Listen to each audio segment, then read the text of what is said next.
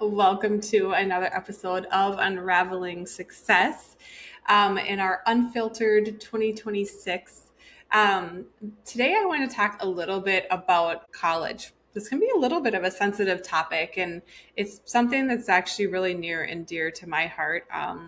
So, recently, I had lunch with a girlfriend of mine, and she's very much an advocate of college and feels as though it really is an experience that is almost like a rite of passage. I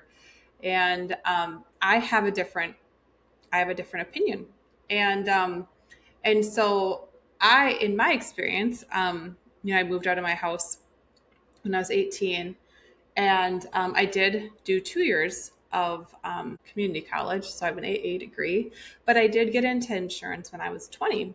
And it was immediately something that I was like, I love this, and it's a great career.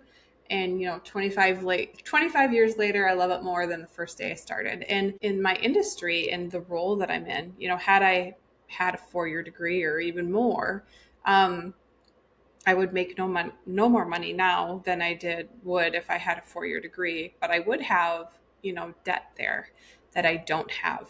And I also, I also say this as a daughter of two educators, right? Like I grew up and both my parents have master's degrees, but they really didn't pressure me to go to school. They pressured me to do what I love to do. And, first I thought that might be nursing, but really that was just a default because I love helping people. I wanted to be in a helping profession. In hindsight, it's a huge blessing that I didn't end up in that field because it wouldn't be a good fit for me. But the heart behind it is wanting to help people. And I get to do that in the field that I'm in, but I don't need a 4-year degree for it. And I think that it would be refreshing as a society. I graduated high school in 1998, and that was like the expectation that you go into a 4-year degree and you figure out when you're 18 years old what you want to do. And now that I've had, gone down the path that I've gone with insurance, like I sometimes can tell you that I've felt like not having a degree has actually worked out in my favor. And I'd say that because when I go into anything, marketing, building a team, hiring, firing, learning new things, I just go into it with a complete open mind, willing to dig. I'm a sponge, but I don't go into it actually thinking I know what I'm doing. I go into it with a wide open mind, like, okay, I'm going to figure this out. I'm going to learn everything I can. And it's also made me really adaptable. So I'm always open to learning and evolving and growing. And I think, maybe, I'm not saying that would be the case, but there's a possibility that I had a 4-year degree in business or in marketing, I might actually think like, oh, I know this. But as things are evolving so quickly, probably the things that I would have learned and known in the early 2000s are not at all applicable to right now. So, in my household currently, it's interesting because I have just a 2-year AA degree, and have been able to really build a business that I'm proud of, and um, I would consider it a success story.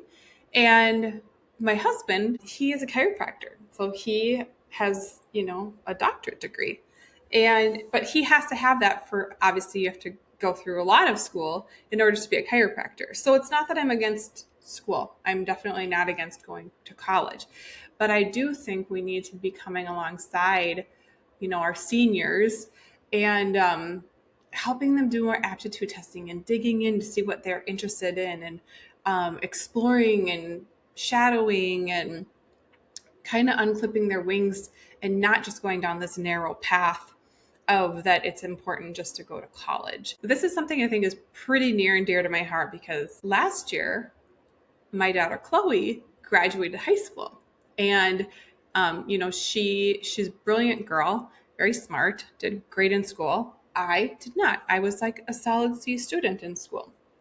And, she had the opportunity to join the agency, but it was never a pressure. In fact, I learned that she was going to join the agency, which now she's part of us and licensed and working full time.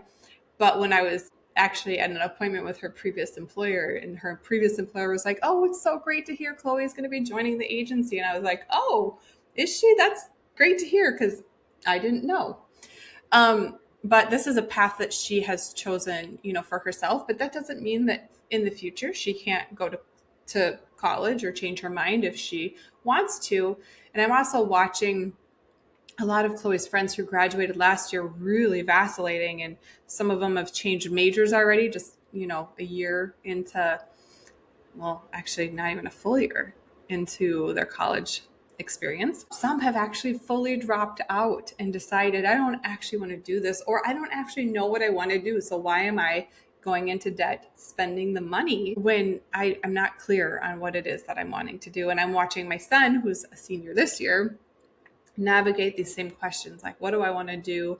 Not quite sure, but just not wanting to have, college be necessarily the default when you don't have clarity on what you're actually going for. One of the main reasons, there's plenty of kids that wouldn't necessarily go into debt because they have college funds or parents that are willing to support them through that journey. But one of my biggest concerns is for kids that aren't 100% clear on what they want to do. They don't quite know where their aptitudes are, but they're just going to college just because they feel like that's the natural or the right next step to do.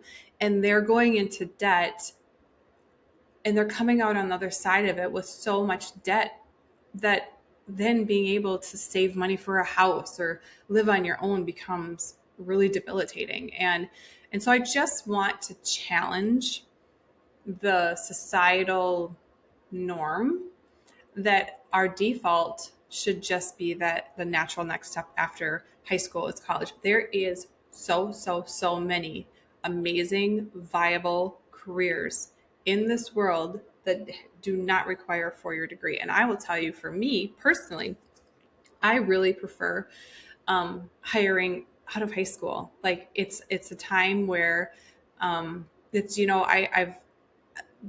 are on our third person in the agency now that's come straight out of high school to the agency. And there's a lot of careers that would be able to say the same thing. I'm going to speak on the insurance standpoint because that's what I know, but there's amazing careers in insurance, and the sky is the limit.